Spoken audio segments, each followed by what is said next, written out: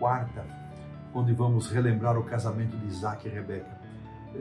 Esse é o capítulo mais longo do livro do Gênesis. Olha aqui, uma curiosidade.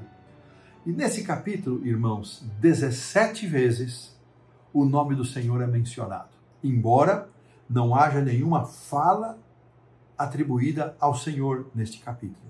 Mas também, 17 vezes aparece o verbo ir nessa história de Rebeca, na busca que o Damasceno Eliezer foi fazer para a esposa de Isaac. Olha que interessante, são curiosidades. E neste capítulo, que é o capítulo 24 do livro de Gênesis, aqui nós temos 4 pontos para serem destacados. Então, primeiro, Deus toma a iniciativa da aliança. Ele espera a resposta da noiva. Existe aqui um componente que é a oração envolvido e tem também um componente de amor. É interessante lembrarmos da insistência e da posição de Abraão. E alguns podem até achar que Abraão tenha sido extremamente exclusivista. No entanto, essa era uma questão muito mais espiritual do que étnica. Era uma questão muito mais teológica e não uma questão simplesmente nacionalista. E sabe, irmãos, há muitas pessoas que acreditam que o jugo desigual, a igreja não deveria falar mais nisso, porque pode ferir alguma sensibilidade. Irmãos, o Deus do Antigo Testamento, o Deus do Novo Testamento é o nosso Deus. Deus nos deu orientações que nós não devemos praticar o jugo desigual, porque Deus sabe que quando um jugo desigual acontece num casamento, quem já participou disso? Há histórias, sim, de cônjuges que se convertem, mas essas histórias são as exceções, elas não são a regra. Ninguém conta as histórias de jovens cristãos, adventistas ou cristãos de outras denominações que se casaram com não cristãos ou adventistas que se casaram com não adventistas e saíram da igreja. Essas histórias não são contadas. As exceções são trazidas, às vezes até com uma intenção de que ela seja estabelecida como regra, mas a orientação de Deus ainda permanece e nós devemos prestar atenção nelas. E mais do que buscar um jovem ou uma jovem adventista, nós precisamos instruir os nossos filhos, os nossos jovens, a prestar atenção qual é o tipo de compromisso espiritual, que não é só a palavra, não só o sobrenome adventista que vai garantir o êxito, o sucesso e a bênção na relação conjugal, não.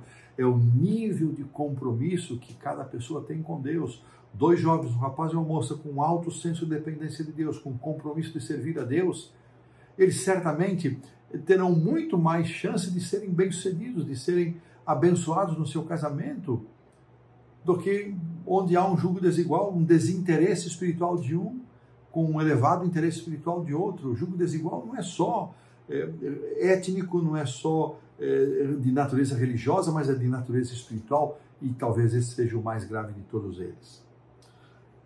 Deus sabia que o seu povo, a aliança feita com Abraão, poderia correr um sério risco se Isaac tomasse das moças cananeias para constituir a sua família, e Abraão sabia também, por isso ele ordena para que o seu servo vá até a terra lá do norte, onde estavam os seus familiares, para que ele trouxesse uma esposa para Isaac. E depois nós vemos a história de Esaú, quanta dor, quanto sofrimento Esaú causou a Isaac e Rebeca pelas mulheres pelos casamentos que ele contraiu com as cananeias. Bom, irmãos, a história de grande parte do antigo Israel e até mesmo da igreja revela, diz aqui a lição, que o povo de Deus deveria sempre prezar pelo testemunho ao mundo. Mas, infelizmente, muitas vezes, ao invés de testemunhar, nós estamos imitando o mundo. Essa é uma lição de advertência para nós. Uma lição linda nessa história. Rebeca, a noiva, ela está distante do noivo. E o noivo o pai do noivo organiza uma expedição de resgate, não é? Sabe, irmãos, aqui, guardadas as proporções, Rebeca simboliza a noiva distanciada do noivo pelo pecado.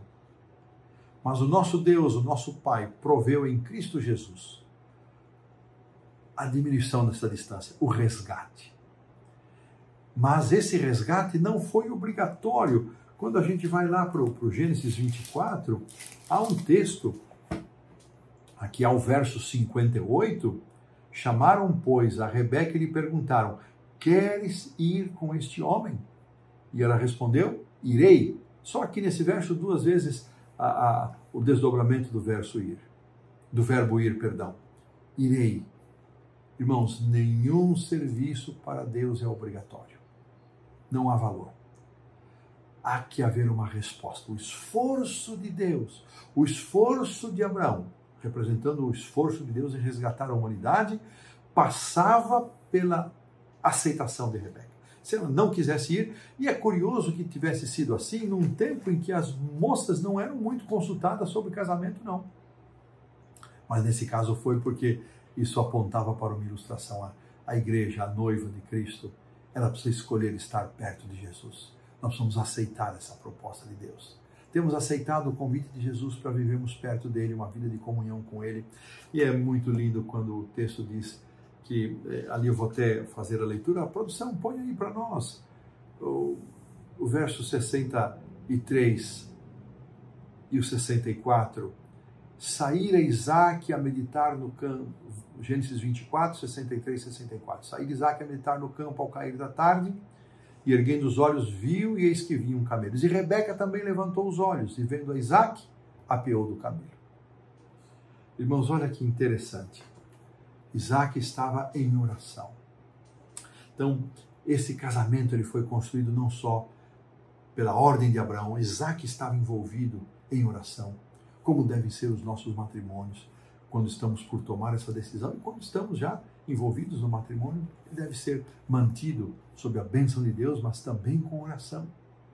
E o outro elemento aqui é o amor, e ele aparece no verso 67. Isaac então conduziu-a à tenda de Sara, mãe dele, tomou a Rebeca, e esta lhe foi por mulher, e ele a amou. Assim foi Isaac consolado depois da morte de sua mãe. Aqui na nossa simbologia, Cristo amou a igreja, Isaac amou a Rebeca. Este amor que existiu entre os dois foi um pacto que tornou aquele casamento possível, viável, uma união que foi preservada até o fim de suas vidas, mesmo com aquele episódio de Rebeca sugerindo a Jacó que o seu filho enganasse o seu esposo, mas isso foi um desvio de conduta ali, uma exceção, mas esse amor marcado, veja, irmãos, quanta coisa linda nessa história. E aqui, irmãos, nós encontramos uma lembrança de que amar a Deus significa um compromisso com Ele. Eu amo a Deus, mas qual é o seu compromisso com Deus? Amar a Deus não é uma profissão de fé, de palavras apenas, é um compromisso. Amar a Deus implica em fidelidade, compromisso e fidelidade. E amar a Deus envolve o dever de viver alegremente nesse compromisso. Olha que coisa linda.